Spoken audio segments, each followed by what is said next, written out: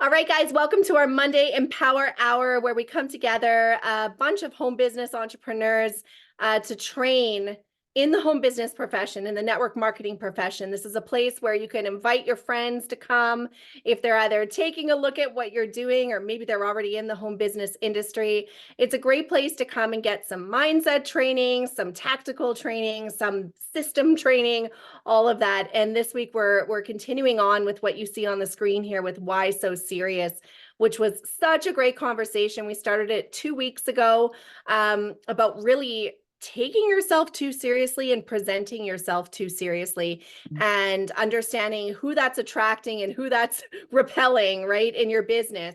And if you're looking to build online or even just, face to face, who you're portraying yourself as, and just really getting really comfortable with who you are, how you speak, what your message is, really starting to understand that is perfect.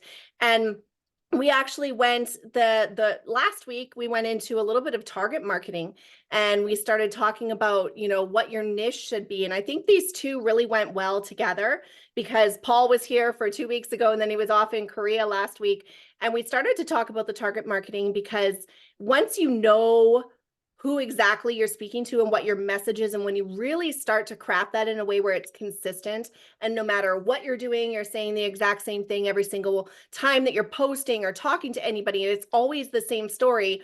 A lot of times we feel like that's uncomfortable, or I'm saying it too many times, or if I'm bored of hearing it, I'm sure everybody else is. But the fact is, every time you speak it, somebody else is hearing it, right, for the first time. So hearing this stuff and really understanding, if you're struggling in your business and you're like, I don't really know why I'm not getting traction, or people aren't looking at my posts, or people aren't reaching out to me, this training and continuing on this week will really help you to do that. We've got Peg Tucker here tonight, who's one of our leaders on the team. She's just so incredible at attraction marketing. We got Danny Licciardi. We've got so many other leaders here. And then we've got Paul Capozio, who put this training together. And he is, a seven-figure earner in this profession in his first company. So obviously what he's doing is working. He trains his team. He trains the industry on what we have here and on what has worked for him in a very unique way. So I really love this training, Paul. I think it's something totally different, and I'm excited to continue on. I know you got back from Korea and you were talking about that. Paul, guys, has a team of 30,000 people in Korea that he was single-handedly, along with the people that he built with, responsible for building that team. So he's done a global business as well. So it's really interesting to hear your perspective on everything, Paul. So excited to continue. Me too, Angel. And I'm glad everybody's here. I'm glad hopefully we're recording this. And yeah, we are recording this, right? We are. Good. So here's the thing. And I think this training has taken on a life of its own, because I think that not only are going to show you how to deal with the people who take themselves too seriously, and by the way, that might be you. It might be you who may take yourself too seriously. If you think taking a picture in front of a Ferrari or something that's not yours is going to really propel your business, we're going to show you how that's a big mistake. In fact, how it actually could be a turnoff and how to reach a broader market. Look, if you're fishing, right, the bigger the net you cast, the better you're going to do. That's number one. Number two, you really want to attract people that are just like you. So be you. Be you and learn how to attract those people. And people say, well, Paul, wait a second. I see your team. Your team is diverse. Half your team can't even speak English. So how could you say you're attracting people like you? There are these little nuances that change in, right? So as you start recruiting people, the majority of your first level people will relate to you. In fact, you're usually you're closer to your personals than you are with the people on your 7th or your 27th or your 207th level. Right? Because your organization takes on a life of its own. It starts to evolve with these slight differences between your personals to your first level, from your first level to your second level, because now the personalities of the people you recruited are going to start to duplicate. That's how you get a diverse team. And then every once in a while, you got to sit back and say, okay, who makes up my team? One of the things I will tell you is we have in our particular company, we have a thing called check match, which is you'll make a percentage of the volume bonus of all your people down to your 7th level when you achieve the highest rank in the business. And it grows proportionally as you grow up there, right? And one thing you're going to have to know is that usually your biggest producers may not be your personals. They may be somebody on your fifth level or third level. And this is just the way the business is. And understanding all of this will help you when you're talking to different personality types, not only for you, but when you're helping your people connect. So I want to go through some of the slides that we already did, and I'm going to ask Angel and Peg to kind of comment on them a little bit. But one of the things that we talked about is people who take themselves too seriously, they come across as unapproachable. Why would you ever want to come across as unapproachable, right? Like we see some of these celebrities and everything, and we think, we can't call them, right? One of the guys in my team, Rocco, has no problem. He doesn't have a shame gene. He will literally reach out and talk to anybody, but we're not all like that. So what about that whole thing about that and also the perceived arrogance of it, right? If the people take themselves too seriously, we're going to think they're self-important jerks and they're just, all about themselves, and they're going to wind up alienating other people. Right? Most people, when you see the most attractive pictures are people when they're smiling. Okay. One of the things that really bothered me is because my lips are so big that you can't see my teeth when I smile, right? And it's actually been a thing that I've spoken to a doctor about to say, how could I do that? Because everybody wants this big smile, right? In fact, my best smile is when I have a little bit of a smirk to my face. I don't know if you've ever noticed that. So that's something that I'm conscious of myself, to be aware of. So are you watching yourself? Are you figuring out what your little nuances are? How many of you know how to take a really good picture by, if you know what your best side is, or you put your right foot out or your left foot out? We learn all of that stuff. Well, think about what your face looks like too. Why are you shaking your head, Angel Chandler? Because I'm so horrible at that. Are you? Yeah, I'm Oh my horrible at gosh, it too. public But there are pictures, people it's like, if you want the most awkward person with the worst picture, it's me. Like, if No, somebody it's else me. take a It's picture. absolutely me. But you know what's funny is that because you don't overthink it. I've literally, when you go to Asia, they all want to take their picture with you. People that are not even on your team, they'll stop you and grab you. Let's take a picture. And they will set themselves up to the point where it's almost annoying because they know what their right side is. No, I got to get on this side. I got to be on this side. They'll physically move me. Picture a 5'0" woman pushing me around because I got to get into a certain position to make her look better, right? Now, after a while, that could really get annoying. Here's another thing. What are you going to do? Walk in that position for your entire life and people will see? So be authentic. And that leads to authenticity breeds connection, right?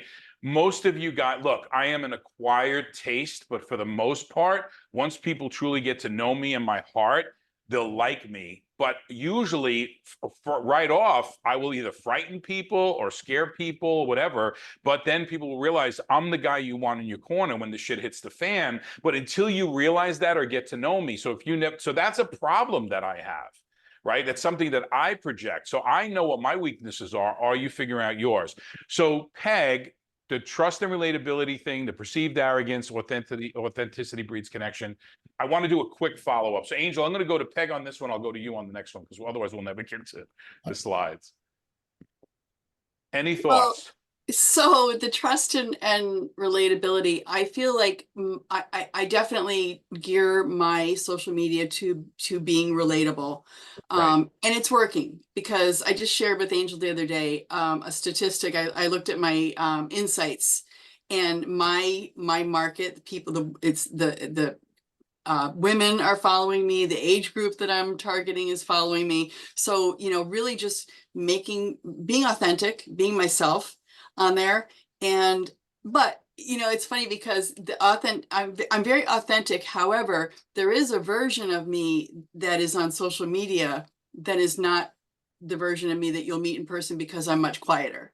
I'm not the person, you might think seeing me on social media that I'm going to take over a conversation, and that's not, any of you that have met me, that's not what's going to happen, right? But I think, so we have that public persona a little bit, but it's still you. It's still got to be 100% who you are. And that's how you're going to attract people. And if you're putting on that you're someone else, it's going to show. 100%. I think the word is vulnerability. If you don't show a certain level of vulnerability or that sense of imperfection, it's going to be a problem. I don't know. Most people don't realize I'm shy. I really am shy. I'd rather be in stage in front of 10,000 people than be in a one-on-one conversation unless I'm working. So if I'm in a personal situation with someone, especially if I don't necessarily care for the person or whatever, I'm absolutely horrible. I really am, you know? So it's you don't realize who the people are. So let's talk a little bit about now the other two. We went into flexibility and adaptability. Being over serious indicates a lack of flexibility. It's not what if you're trying to project something, right? And you're trying to project this big thing, I may not want to work with you. There's certain leaders in this industry that I think everybody thinks they have this great social media. I'm like, I'm not. This guy or this girl is never going to be flexible. They're never going to want to listen to my ideas. They're never going to want to say, hey, this is what's working for my team. So if I bring my team here, you know, I don't know if what you're doing is going to work for them. So if you don't realize that, there's got to be changes. We were on a call today with a gentleman from Winnipeg, Canada, who is part of this huge group of Nigerians in the, you know, Nigerian professionals, whatever. And this is exactly what I told him. I said, look, we have systems in place. He said, I don't want to reinvent the wheel. And I said, that's great. We have systems, we have solutions, we have things to do. Step one, I said, Angel does a great job of pitching, teaching people how to get started in the business. We do a call every Saturday, but I need to know things like, and Angel, tell me if I'm wrong, if I'm lying here, call me out. I said, you know, I don't know the Nigerian flavor to it. So if I'm talking to your people and you feel I should be like leading product forward or business forward or money forward, let me know. Let me know what the Nigerians like to hear. Angel, what was his answer? They want to hear Glad you money can make first. Yeah, they want money first. So any thoughts on these two topics before we move on the No, I recap? think that exactly what you said, like learning different cultures right now for me has been really telling that way, like learning that the way that we've been speaking to North American people isn't going to work in a different culture, that they all want different things. The Filipinos want to hear product. They want to hear Alexi. They want to hear company. So that's huge. And even just going back to the other slide, you know, the perceived arrogance, I've had people say that to me. So, and those of you who actually know me, like I've had so many people say that they thought I was going to be a biatch, Like a right? bitch. Like when they met me, that I was like going to be a really not nice person. And that for me came up years ago. And I was like, it's actually a inconfidence in myself, like a lacking of confidence in myself that was coming across that way. So it was a really good check from it. And I still, to this day, am conscious of that because I don't want people to think that way of me. But then it's like a game you play with yourself. And we talked about this a couple of weeks ago, right? It's like, how little do you play yourself? How high do you play yourself? So all of us are always learning, and I think that's it. It's like, be conscious of be open to their perception, right? Right. Somebody telling me how they perceive me, it's not a bad thing. I don't need to say, oh my gosh, why would you think I'm that way? It's okay. I need to be conscious of that, because what am I doing internally or externally that is having people perceive me that way when I know inside my heart that's not who I am at all, right? So it's really I love this conversation because I think it's so deep, right? Like we could go over this and over this and over this. And it's like the second time we're going through the same slides, but I'm learning different stuff. So it's really, really good. Well, I think a lot of people that like this is this mystery that everybody tries to unravel in network marketing, and all it is understanding people. If you can understand people, look, the girl in the picture, she's smiling, she seems approachable, right? So it's understanding how people perceive you. Okay, humor as a bridge. Did we do humor as a bridge? Yes. Okay, so bottom line is this. I will make fun of myself every once in a while when I feel I'm being perceived as arrogant or too smart or have too much information. What I'll do is instead of me driving that home because I want to feed my own personal ego and say, oh, I could see this guy is intimidated by me. And by the way, guys, if you don't realize when you're intimidating someone, right, or you get off on intimidating someone, you'll never build this business to a big level, ever. I don't give a shit who you are. So the point is, every time I feel I might have gone down that road, or I might have been a little bit too smart, or have a little bit too much information, I will take down the emotion a little bit to level the playing field. Now, we're not talking about dimming your light. We're not talking about, giving up your power. What we're doing is bringing the conversation around the same way someone will say $140 a bottle. That's a lot of money. So what do? So understand that these dynamics are fluid and constantly going on through every conversation. How they feel about you, how they feel about the opportunity, how they feel about the product, how they feel about the pricing. If you don't realize you're in this juggling act because you're bringing them down a road to make them see what you see in a shorter period of time that you took. Some of you are here for years and still don't have 100% belief. Okay?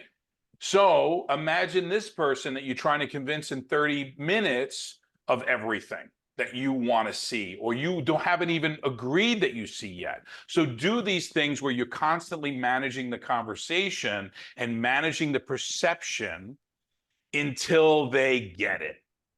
And once they get it, you don't have to worry a bit about how they feel about you, because you'll know how they feel, and you could still make mistakes. You could still step on your own feet, and they're going to forgive you for it because you've established what?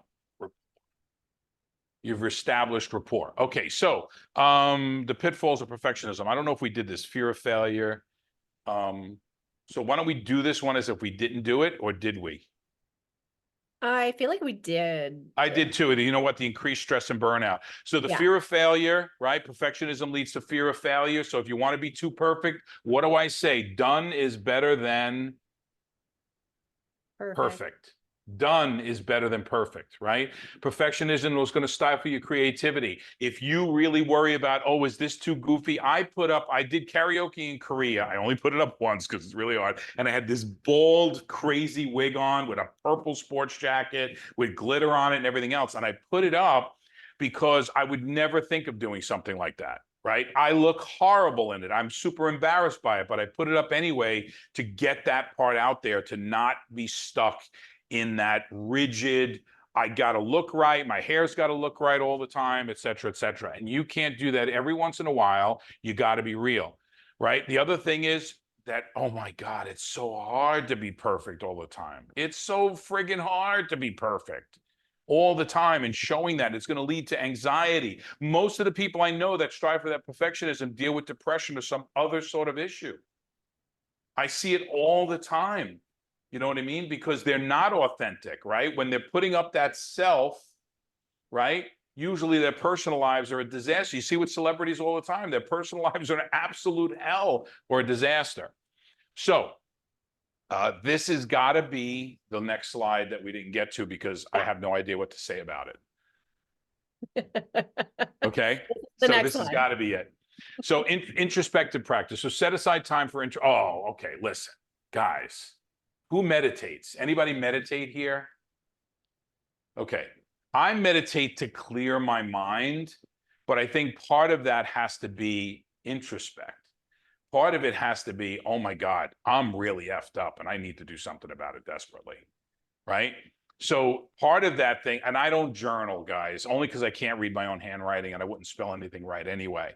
So why don't we go around the room and see about what do you guys do? Do you do journaling? Do you do meditate? And then does it have anything to do with you trying to figure out who the real you is? Does that make sense? Lynn Laporte. It's all about finding the real me. And letting my own defenses down, and that perfectionism that we grew up thinking that was real, that's not. It's an illusion. So yes, I meditate. Meditation to me, whether I teach it, whether I do it, whether I guide it, meditation isn't just sitting there crossing your legs, your eyes closed. Donna Stetler can elaborate on this as well. You know, you can walk and meditate and just be silent and walk, try and clear your mind. I get my best aha moments, my best everything when I'm cleaning the horse barn in the morning. I used to listen to the radio when I was in the barn every morning. I haven't now for a few years, and I'll tell you, I get crisp, clear messages from whoever you want to believe is sending them to me. And I find, I reflect on things that maybe I could have done different. I reflect on things that I'm going to do that day. I could go on and on. So yeah, it's just, to me, it is life changing to quiet the mind, to meditate, whatever that looks like for you. And then journaling's phenomenal. I have like journals everywhere. So Thank Lynn, you I for the need you now to opportunity. take the journaling side of it or the meditation side of it and kind of go it into how we can improve ourselves and relate it to network marketing. Because I think what most people are doing, it's like the meditation most of us do is the virtual glass of wine, right? Or the mental glass of wine. And I think, look, I see Tracy shaking her head, right? You know what, Tracy, I'm going to go to you. It's the mental glass of wine. But what I want to do now is, and Lynn, you did an amazing job, but I saw Tracy shaking her head there. And either she's going to make fun of me or she's going to really add to this. And either way, it's going to be fun. So talk about that, because I don't journal, but I do meditate, but I don't necessarily, like I said, it's the virtual glass of wine. How could people switch that into improving their business? Hold on. And then Angel, I'm going to go to you on seeking feedback. And then Peg, I'm going to go to you. You're going to lead off on experimentation and adaptation. So you guys could pre-read those. Go ahead, Tracy. I was laughing because you said virtual glass of wine. Mine is a real one. Yeah, I have wanted to start meditating, but I am as I think said on one of the calls, I'm a recovering perfectionist, and I don't think I would get it right, and so I 2 haven't weeks ago, you started said it. that. Yeah. So I'm the wake up at 3:30 in the morning in a cold sweat kind of meditation. That's where things come to me. But when I was listening to Lynn, I thought I get ideas when I'm driving. It's an hour to my mother's, which of course in Canada is like 10 minutes for everyone else. So when I'm driving to my mother's, or I took up when I moved back to Canada from Germany, 2 years ago, I took up kayaking, and I'm not that experienced yet, but I find it's a great way to let go of everything else in the world and just be with yourself. So I kayak too. In fact, I live on the water here, and I have 2 kayaks out there. I have a tandem kayak and I have a solo my solo kayak. Remind me to tell you about the swan. I have a male and female swan that live on an island right next to as soon as I leave my dock, I go and they always attack me. But the male always attacks me. They're very protective. But think about this, guys. What I'm trying to get to is start doing some of these processes that you're already doing, whether it's glass of wine, whether it's journaling, whether it's meditation, or that quiet time, and say, okay, how could I improve my business? How do I improve me in my business? Not about technique, not about what you say, not about a script. How do I become a better person to other people, right, in building my business? Because this is the secret to network marketing. The secret to network marketing is we're all effed up. Some of us just like hide it better than others. And then we're able to put ourselves to the back burner a little bit so that we could put somebody else in front. And that's what it is, putting someone else in front of you so they realize that this is the place they want to be, that their lives can be improved by just knowing you and working with you.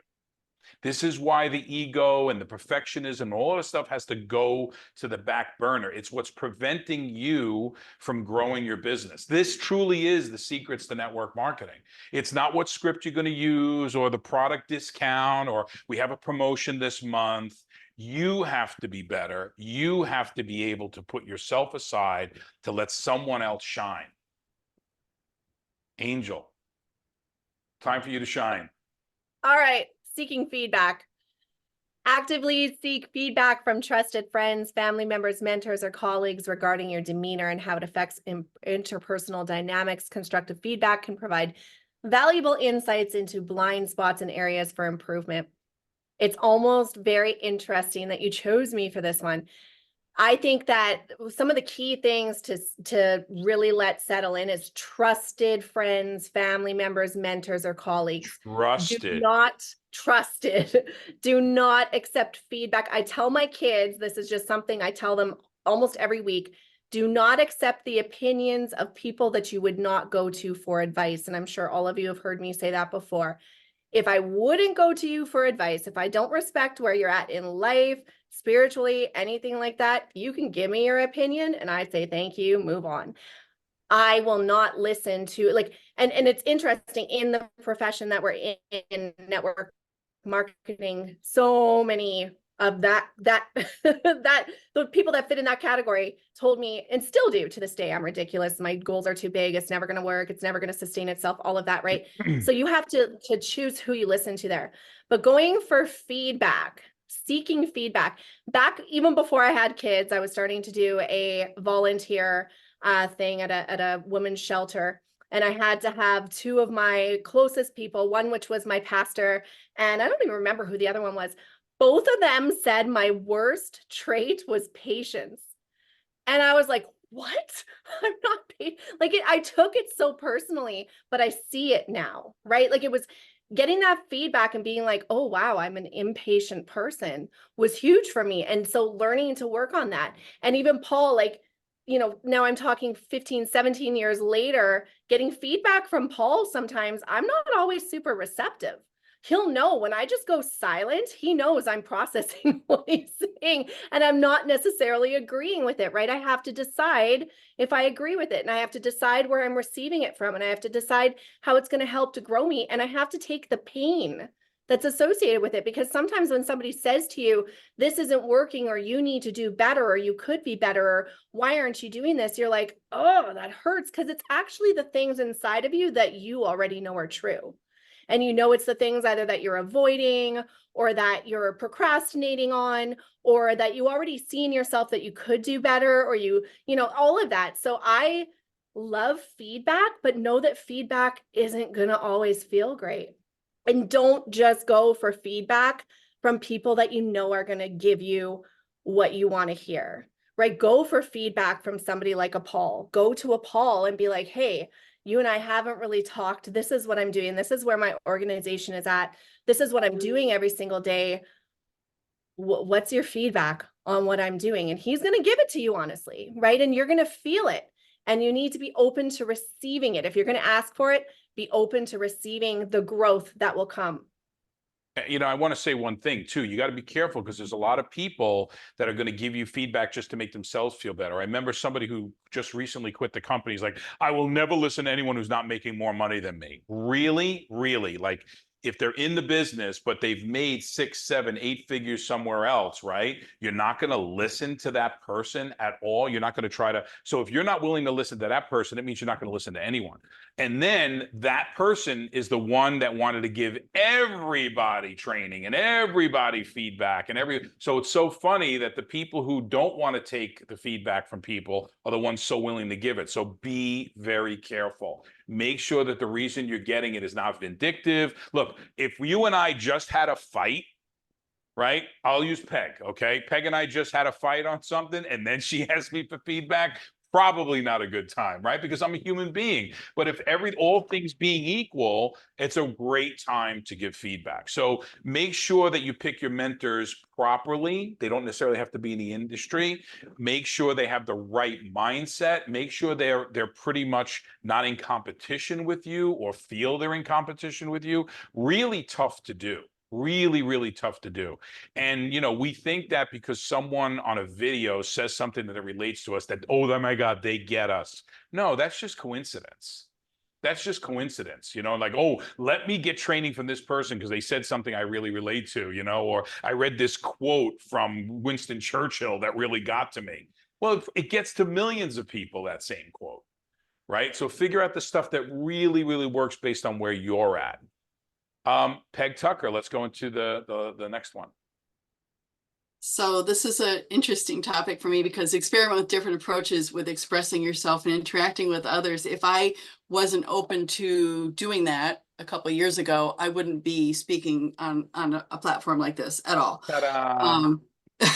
And a story I'd like to share is my husband's office. There's about I think there's about 30 agents. So their Christmas party is about 60 people. It's couples, and it's always something that I want to look forward to. It's like the big social event of the holiday season, and I want to look forward to it. And I get there, and I have such social anxiety because I can't stand the elbow, rubbing elbows and small talk and everyone kind of chit-chatting, but looking to see who's the next person. They're not really listening, right? You're not really listening to each other. You're also seeing who you're going to talk to next.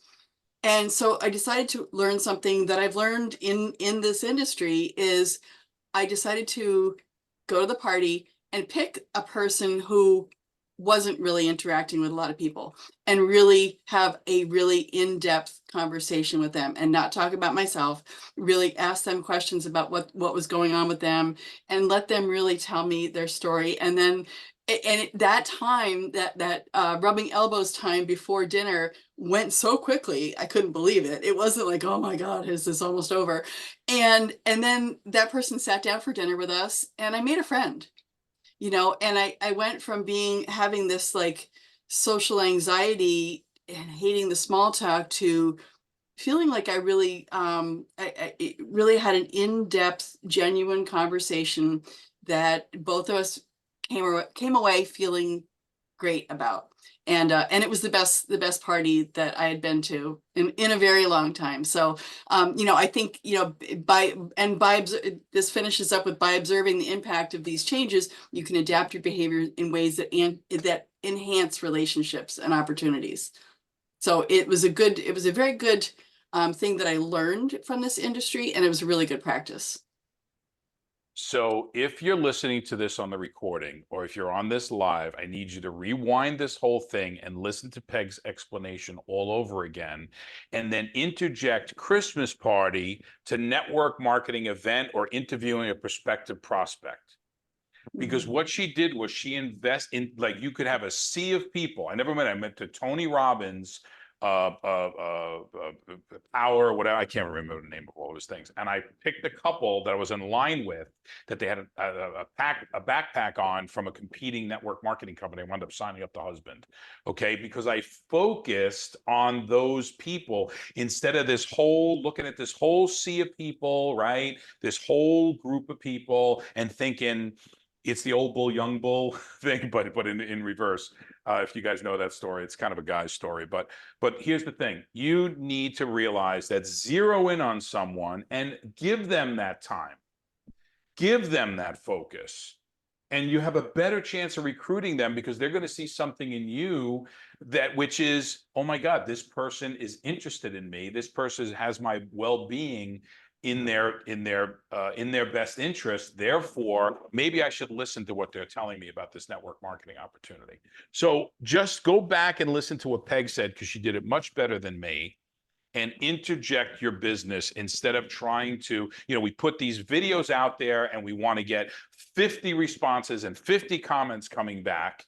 And do we really focus in on that one person that's willing to talk to us and finding them? Because we're like, no, I got 50 people I got to get back to. Really? How many did you recruit out of those 50? What about if you just got one, and that one was a Peg Tucker? Or that one was an Angel Chandler, or a Dan Licciardi, or a Paul Capozio, or a Tracy, or a Christy? What if that one was a Nancy Billingsley? Is it worth your time now to spend and zero in on that one person? Sometimes our eyes are big. It's like going to a buffet, right? And half the time we go back from the buffet and like, shit, I wanted the chicken. I didn't try the chicken. I ate all that other crap. I wound up eating the pasta. I ate the bread, right? And you didn't get the chicken or the fish or the crab legs or whatever it may have been. But the point is, have your eyes stop being bigger than your stomach in this business and focus on people. Focus on some individuals, because any one individual could really change your business. And by the way, they're not all going to work out that way, but trust me, you'll do better.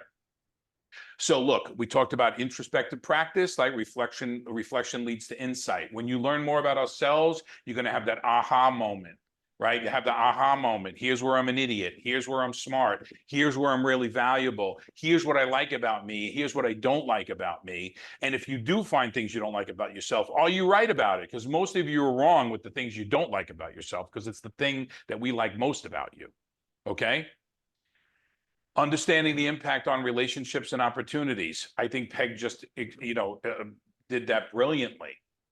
Focus on people and the relationships, and then the opportunities will just appear before you, right?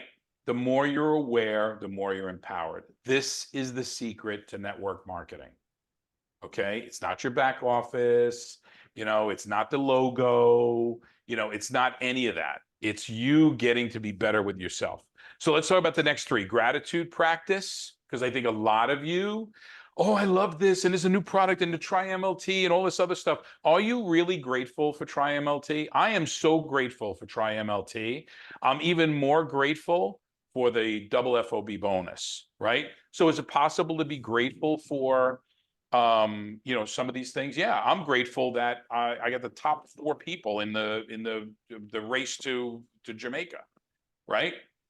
So start practicing gratitude. So cultivate a daily gratitude practice, acknowledge and appreciate other people. What do we do every Saturday, right?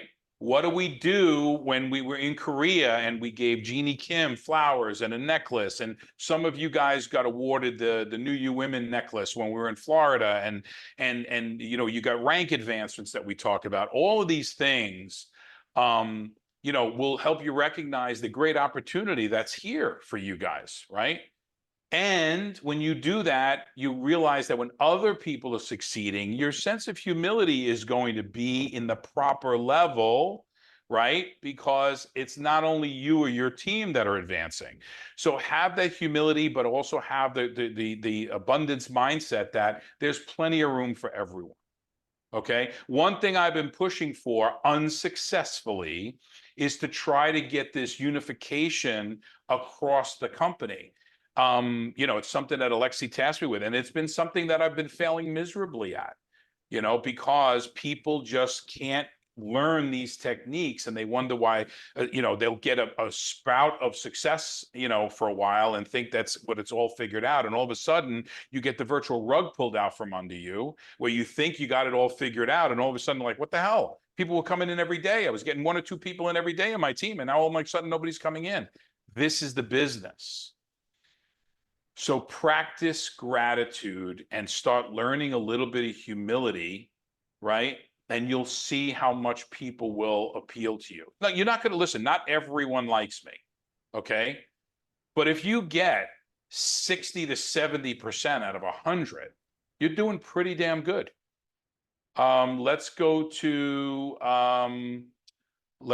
Peg on this one. We're going to reverse it up a little bit. We'll go to Peg on active empathy, because she really is a miserable person and hates everybody. So, and she has no time for anyone. Okay, you caught me here. I haven't even read this one yet. Okay. Yeah, so actively listening, and really it for me, this comes, I'm a little, it's interesting one for me, Paul, because I'm a little over empathetic. I'm very conscious. I want I didn't think I everybody to, gave it to you, Peg. You even talked about, think about this. You went back to your social work because you picked out the loneliest person at the Christmas party. You didn't say the person who's not, you picked out the person that everyone else was ignoring.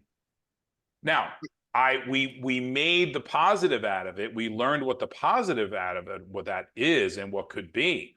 But yes, this is why you have empathy, because you're overly empathetic. You're an empath. People will leave you drained because they'll come to you for that energy. so yeah. This is true. So, and I want, and it's being a people pleaser too at the same time, right? Because I want everyone to be happy. I don't want anyone to be hurt, right? And so for me, I'm probably I'm not sure I'm the best one to speak on this, because I'm at the opposite end. I need to be a little more I guess conservative with my empathy, and maybe be empathetic with myself. So maybe the best way to learn something is to teach it. Right. That's Right, why you right. got this paragraph. Okay.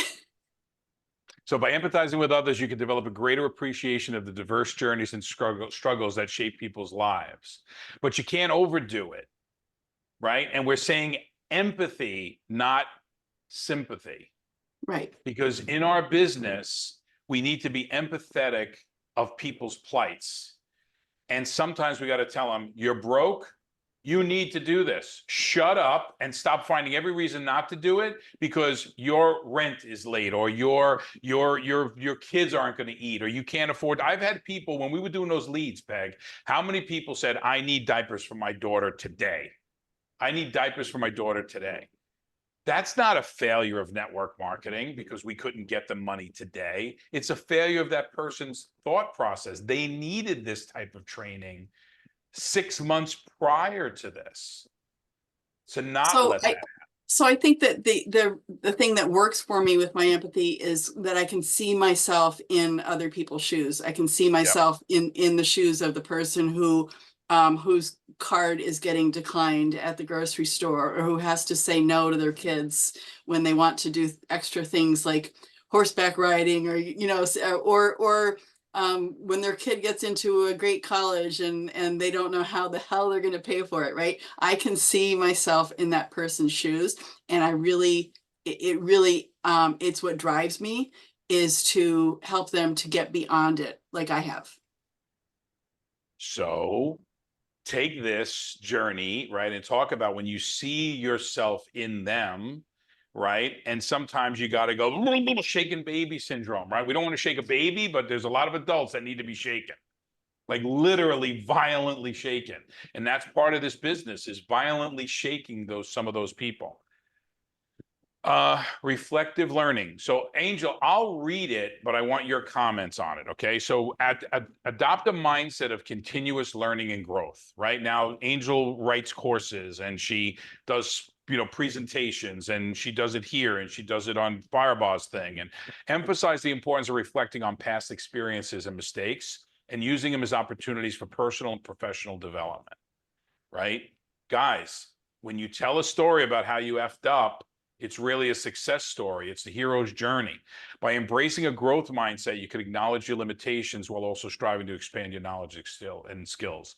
If you don't know what you couldn't do, you're not going to be able to do that or overcome it. How do you know? If you don't know what you can't do, I don't like roller coasters, guys. I hated roller coasters, but I realized that if you get me on a roller coaster that'll do an upside down loop or a curve, I don't like the drops.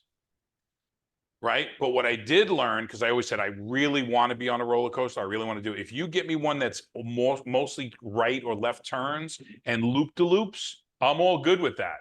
The drops I can't take. So I'll just find a roller coaster that has more curves and loops than drops. Angel, your thoughts on reflective learning? Well, I mean, for myself, like this was really where I started in the profession. The whole thing that I think I discovered in network marketing before I had any success whatsoever was the learning. And I think that when we, on our calls and our training calls, when we say, don't use the phrase, can I show you how to do something that's not going to interfere with what you're already doing? It does interfere. It does interfere because it not only takes a little bit of time to build this, maybe 30, 60 minutes a day.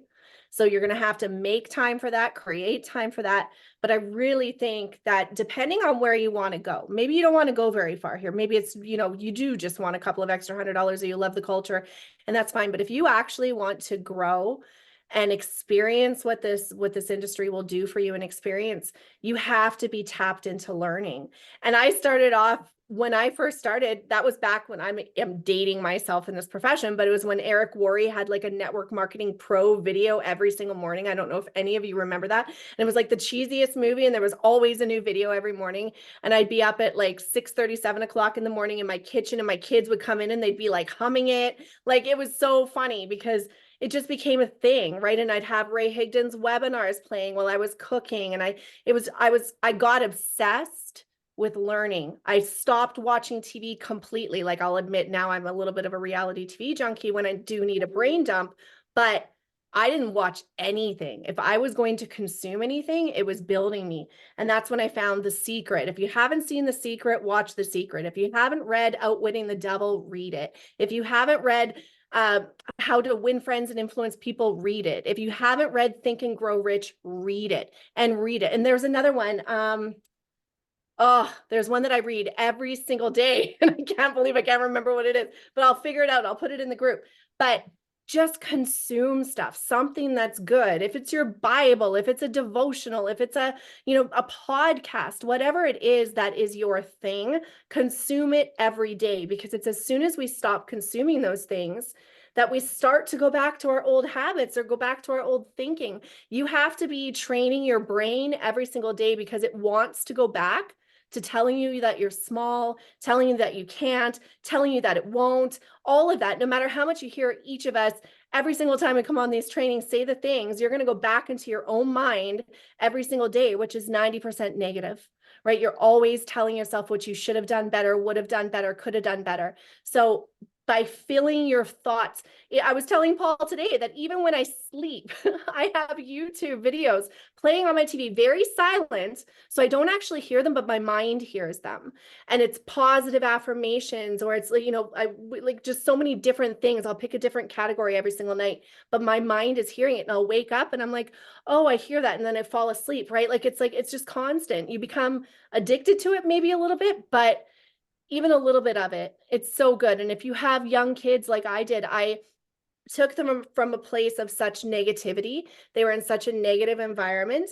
And it was so hard for me to start this process of personal development and starting to see myself as stronger, that what I did is I used my words and my actions on them first before I could use them on myself. And what I'd see is I always pictured them like little plants. And when I used my words positively, they would grow. And if I was instead saying, you should have done this, why didn't you do that? I told you to do this and you didn't, then they're shrinking, right? So it was like, there's just so much, like as when you're watering your brain with the good stuff, you're growing, even though you don't even realize it. You'll pull information out of nowhere where you're like, how do I even know this? And you're like, because I fed myself, right? So this is like my favorite thing. Awesome. Great input. I appreciate that. So Peg, Angel, great job so far. Tracy, I got a question for you. Where in Canada are you?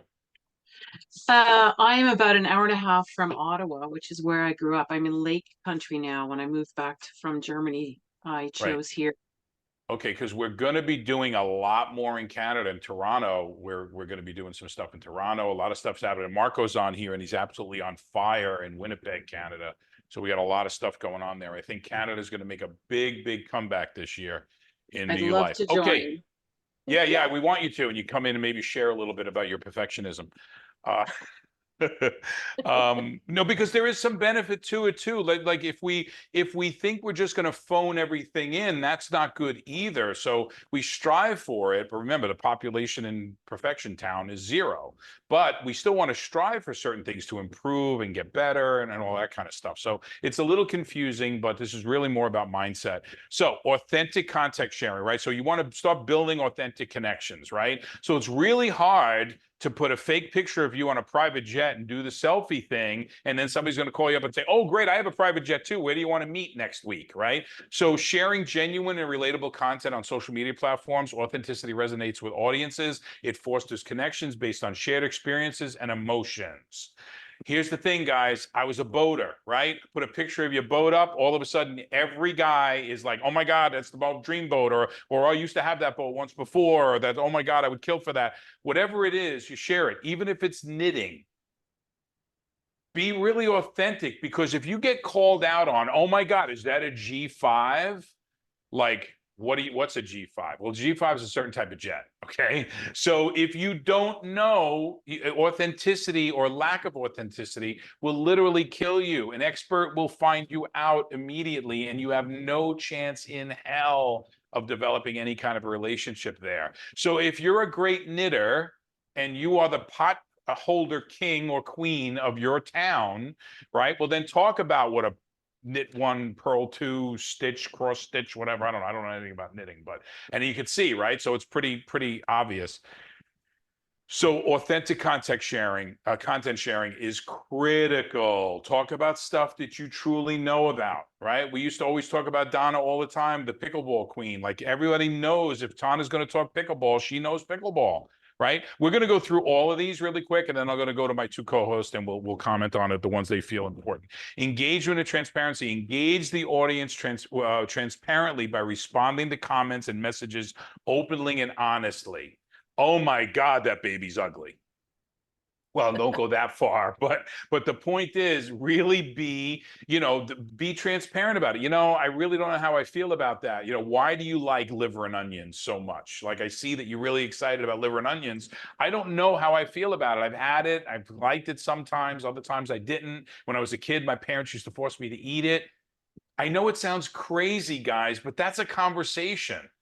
The liver and onions conversation is more valuable than the G5 conversation. It was, oh my God, I wish I could have a jet like that someday. That's going nowhere, right? But liver and onions will, regardless of how you feel about it, will foster a relationship, okay? And it's going to build trust. Oh my God, I friggin' hate liver and onions, or I love liver and onions. And you're going to have all these visceral responses from people, right? And the followers, and then other people are going to chime in. And guess what? You're part of the community. Have you ever had that happen where you either put a post up or you comment on a post and you start this daisy chain of interactions? Like, oh my God, I had that when I was a kid too. I can't believe you had that bicycle. There was a bicycle called the Stingray.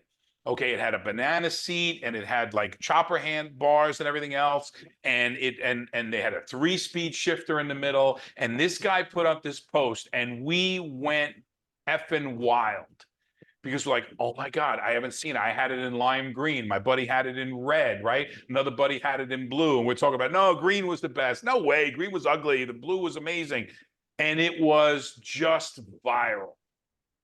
It was absolutely just viral.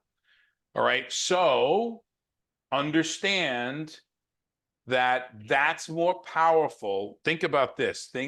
Look, it with posting too. When we talk about the past, even if we had the most amazing childhood, it's sad. And it's sad because it no longer exists. So we're looking back on a memory that's gone. So living in the past will create some emotions that are not necessary. Yes, they're melancholy.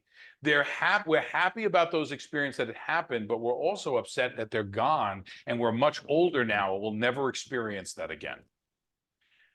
In the future, when we think about what may be coming, will I get to diamond? Will I never get to diamond? All of a sudden, all this anxiety rolls up, right? Will I make my numbers to this Friday? Will I keep my rank? Anything, I'm relating it to this business, but when we live in the future, we live with pain because it's anxiety. Only when we're living in that moment, only when we're interacting with that person, only when we're in that moment with that person, 100%, could we truly find any kind of happiness. But guess what? So will they.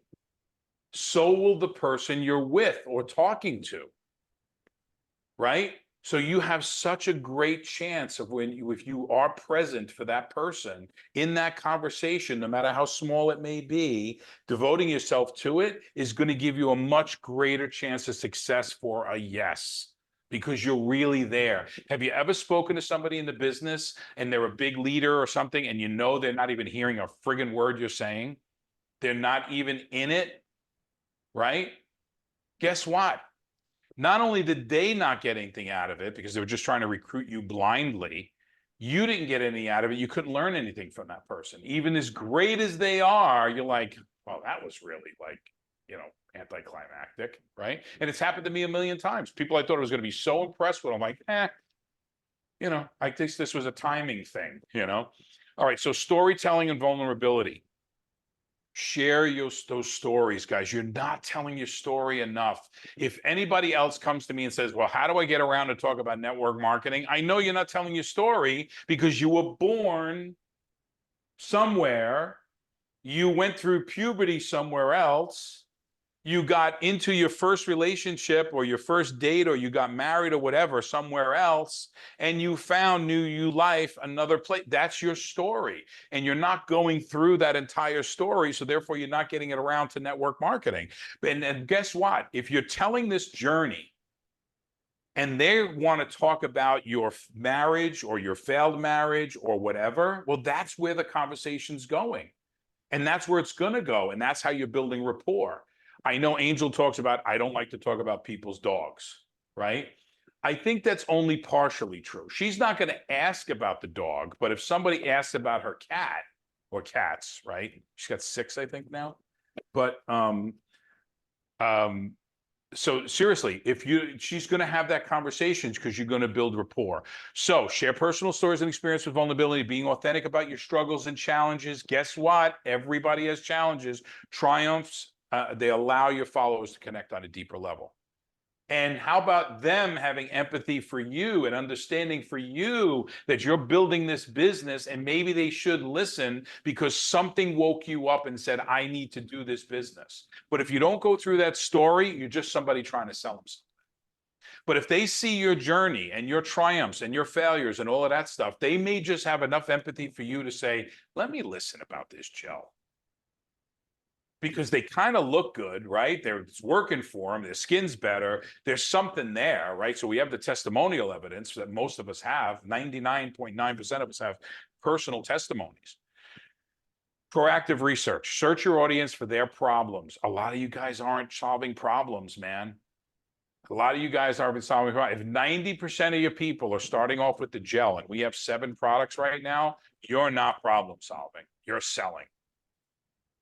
Because TriMLT and Somanite should be probably your biggest sellers right now. Probably, because they solve problems, they solve it quickly, instantly, less of a journey to do that. Okay, I'm gonna go fast through this. Okay, and then supporting communities. Go into the Potholders Anonymous thing and park your ass there if that's what you're into. And park your ass there. Don't just go in and start spamming everybody through the messenger. Invest a little bit of time in those communities to become a voice in the community, right? How many have heard the name, even though you've never seen him, have heard the name Chaz Carter? Okay, well, I know Marco, you know him too. Marco and I are going to be actually going to see him. But Chaz Carter runs a radio show. Right. And he's got this huge voice because, and it's not everybody's cup of tea. It's a huge right-wing radio show and everything. And he's got tons of customers because he talks about his weight loss journey. And now it's even better with TriMLT. And he lost, I don't know, like 60 pounds or something like that. Some crazy number. Right. But he's supporting his community. Yes, he built the community. Right. But you don't need to build the community. You could just join into a community. So pick 3 or 4 that are authentic to you, right? Authentic contact sharing, engage with transparency, but we're ending with the community because you need to do the first 4 things before you can truly support a community. So I'm going to go to Angel now on 1, 2, 3, 4. These 5 topics. We start off with authentic and we end with investing in a community. Angel, some of your thoughts? Yeah, I think like the authentic content sharing is crucial. And like you said at the beginning, just don't overthink it. Look at how Peg and I had the worst presentation last Wednesday. Both of us were messing up left, right, and center. And she took it and she made a blooper reel out of it. And I think that's the only good thing that came out of that presentation. But it was so funny, right? And it was so authentic. And it was like, oh, these women who, you know, are always showing themselves do these presentations. They're just real people who screw up, and oh, they edit their videos if they do something wrong, right? Like if I was watching that and I had been following Peg, I would have been like, oh, I can get along with this girl. Like, I just love that. I think the storytelling with vulnerability, and I think really highlighting the word storytelling. Marketing is storytelling. You're leading somebody from the where they are to the where you are. So I really think with that 3rd point there, that 3rd paragraph, don't get stuck in your story. make sure that you're leading them to a solution, because when we just keep on repeating the same story, we're reliving it over and over, and we don't want to be reliving our misery and telling people, you know, how our lives are. Like there's a point where your story needs to lead somewhere, and if it doesn't yet, don't tell it. I'm like a strong believer in that. If you're stuck in your story still, don't share it, because you're just making yourself relive it all the time. So get yourself out of that story before you start sharing it with people, to be able to lead them out of it. And I think all of it, I think the supporting communities, I mean, absolutely. We all have our own thing, and it's okay to be unique. We don't all have to fit into the same box. We don't all have to have the same interests, the same things. Like, all of us have different hobbies and things we like to do. Mine happens to be entrepreneurship, because it's just who I am and it's what I love. But you tell me you're a single mom, I'm going to be like, oh my gosh, let's get on the phone. Like I did that just the other day. A girl messaged me and she said, single mom. I'm like, do you have 5 minutes to talk? And we talked for like half an hour, because I want to talk, like that's who I relate to, right? It's like, oh my gosh, like what's your story? Where'd you come from? How old are your kids? I love that stuff. So whatever it is for you, we all have our own different stuff. But I think all of these things come with not overthinking it, right? Like not overthinking all of these points. Engagement with transparency is really just being who you are. And if you're not comfortable with who you are, kind of forcing yourself into that situation of where you start to be, maybe somebody else is going to be comfortable with who you are before you are. And it may take other people saying, hey, Lynn, oh my gosh, I love that post you just did. I so relate with that. Like you were so authentic. You're my kind of person, where Lynn goes, I like myself a little bit more now, because that's what I just heard, right? Like we need to put that stuff out there in order to love ourselves a little bit more. It all comes down to how much do you love yourself, and how can you get to that point of actually truly loving yourself so you can show the world who you are. And that's what this business is. I didn't mean to rush you on that by flipping the screen, but I wanted to make sure it was the last slide. Peg, we're going to go to you, and then we're going to go around the room on some of these slides and just get a little bit of a takeaway about if we were too much on the seriousness, and what other topic besides being too serious, what are some of the other topics that we can do? Because this is going to eventually be in either a book or a course that is really going to appeal to people about how to figure out this mystery of network marketing. Well, I think actually the fourth topic on this page, the knowing your audience's problems, really, you know, deciding who it is that you can help with our products, or who it is that you want to work with, and what are their problems. Like, do that research. You can do it on AI. You can do it by doing asking your audience. What you know, ask questions about what their problems are. Post about creating content about the problems that they might have. And I just wanted to share that the communities, my daughter's getting married in a few weeks. And so what I'm going through right now, what I'm dealing with right now, I joined a few Mother of the Bride groups, communities. And in one of them, a lot of people are posting like dresses that they're thinking about. So I posted my 2 dresses, one for the welcome dinner and one for the ceremony. And I mean, the outpouring of wow, and I included in that, in my comments, that now I'm on a journey to lose weight. So I didn't go to any of those people and friend request them. They were friend requesting me, because they're asking me in the comments, so what are you doing to lose weight? Because I said, now I'm on a journey to lose weight, and I'm on track. I'm losing 2 pounds a week. Well, what are you doing? How many Mother of the Brides don't want to look their best for the wedding, right? So so doing things like that. I mean, I think these things, the storytelling with vulnerability, I think these are all things that we could do. Every one of these 5 topics, do a really in-depth training on. Let's go around the room. Diane, any takeaways from today? Yes, this was greatly needed. This training was greatly needed. Thank you so much. Thank you so much. Can you stop screen share if you don't mind, just because we can't see everybody now? Oh my God, she's so annoying. Thank you. I'm kidding.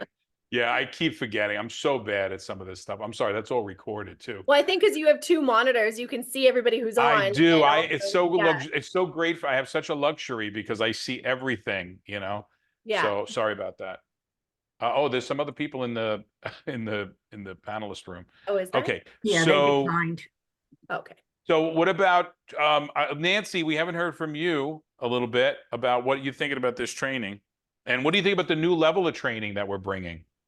I've been posting things in the chat. You just haven't seen it, you know? You're not paying attention. I'm texting Jeannie Kim, my Korean leader. She's like, whatever. She's Oh, driving me this is crazy. great. This is great. Yeah, I think it's going to be a good training for us. So thanks for always, you know, leveling up. Thanks, Angel. Love you. See you in a few Well, days. let's go. Well, let's go to somebody we haven't heard from yet. Marco, a little bit. I know you're still new to us, new to New You Life. You're absolutely rocking it right now. You like constantly got us on calls and Zooms and, you know, all over the world, literally from Italy to Nigeria to Winnipeg, Canada. So tell me what you're thinking about this. And you're a network marketer. You've been in other companies before. So how does this compare? Well, what I've noticed with this company is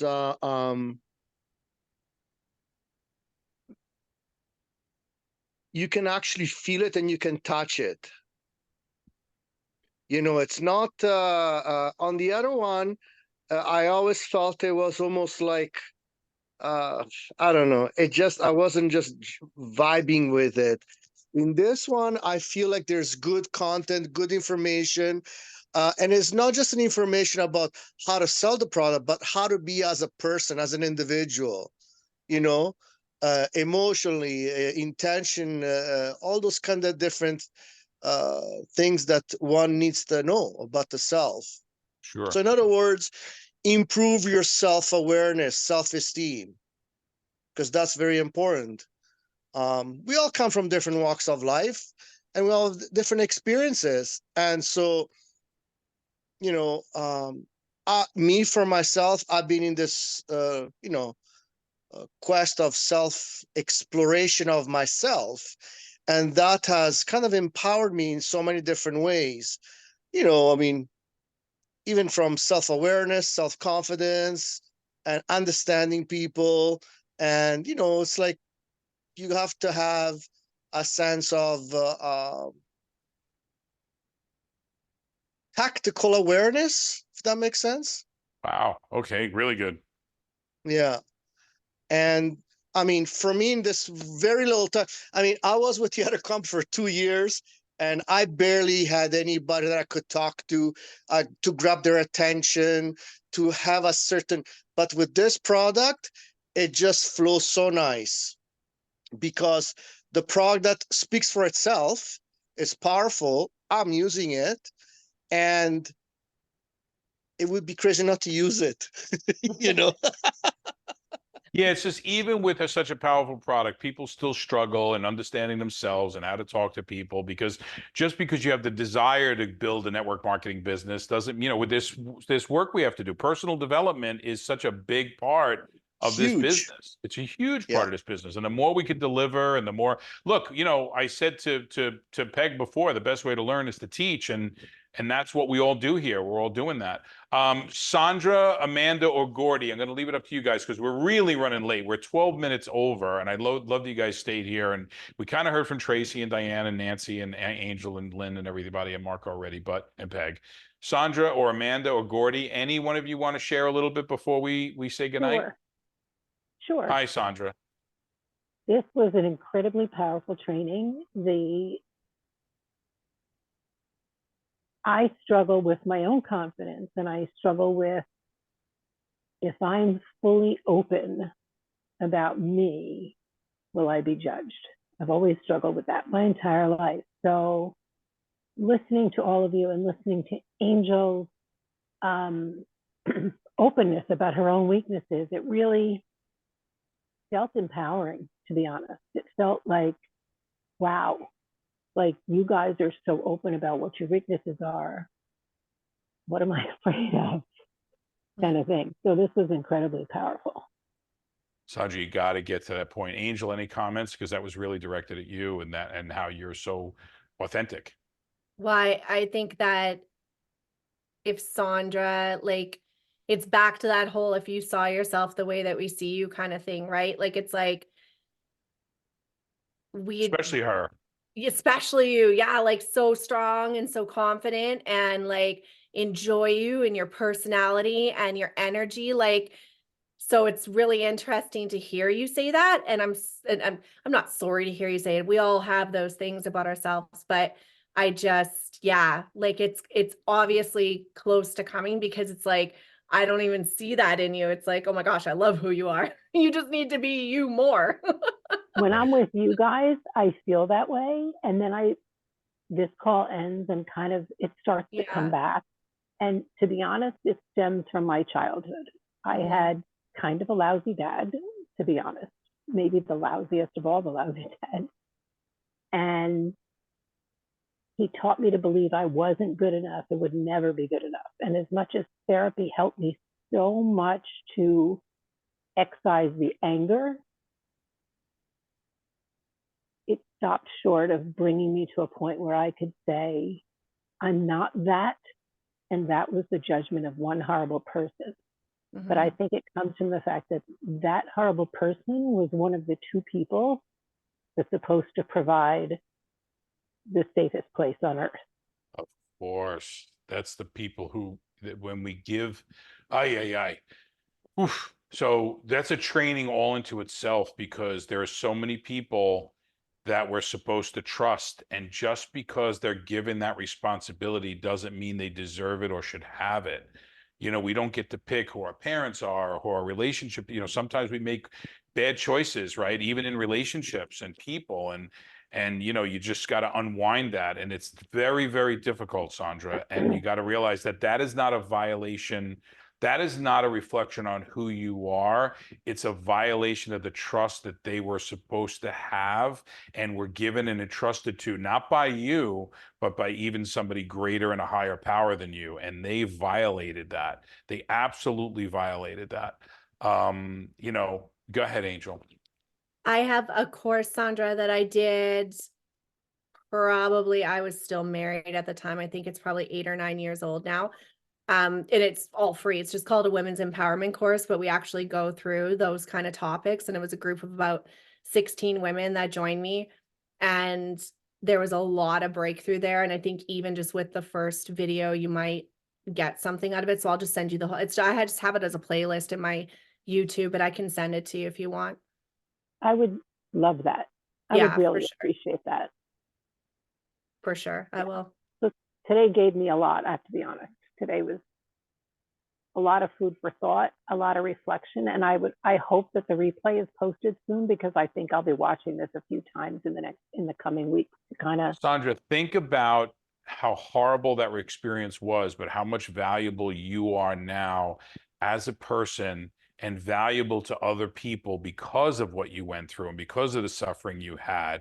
Think about how, so if you turn that to from something about what was done to you versus what you need to share so it's not done to others, now you could take that and make that something of power, you know, and you got to get that word out. So, you know, if you went through that horrible experience and you don't use it to improve someone else's life, then you just went through that pain for nothing, and it's going to always linger with you. But if you could flip that on its head somehow, even if it's a one-on-one with someone, when you see it happening, or you know, you see a relationship, you know, like you see someone who's in that type of a toxic relationship, and you just can intervene a little bit, you know, and start there. You don't have to get up in front of 10,000 people and tell your story, but there's probably one person that needs to hear it that could possibly save their life.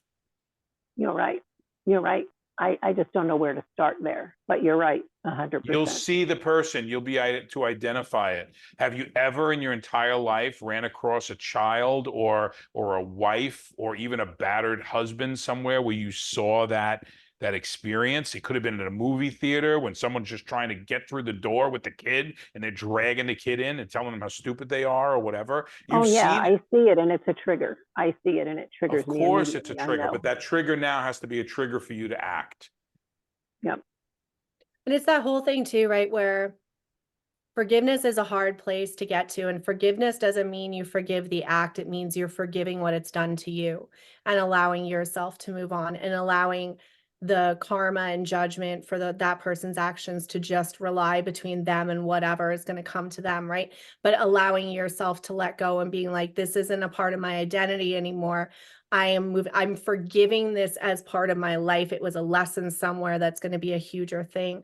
And, you know, if things were so horrible that you never get to that place where you actually get to hear from that person why they were like that, or you never get to hear that apology, it's hard to ever forgive, right? It's hard to ever say, okay, I forgive it, because you never heard that apology. I know myself with my biological dad, probably a very different situation, but he left when I was 3. And when I found out when I was like 25 that it's because he was addicted to drugs and knew that he couldn't give me a life that was, you know, anything that I was deserving of, I was able to go, makes sense. I can let that go, right? So whatever that has to be for you to just analyze what are you being shown and how can you break that tie to that identity of those words of that horrible person and forgive it and just like decide that it's forgiven and gone. Like it's just such a huge point to get to.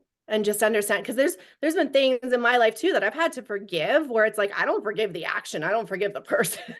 Like, you know, you don't actually forgive, but you're forgiving it and it's just done, I got you. right? Where it's Yep. just gone. Yep. So Wow, guys. Some work to be done. Sandra, thank you so much for sharing that. I think it was probably the perfect end to mhm. this whole thing. Thank you, honestly. Thank you. We're Love glad you. you're here. Anyone else before we say goodnight? We're good? Nobody could top that one. Yeah. Good Good luck, night, guys. everyone. No. Sorry, guys. Have a good Night. night. Love you guys.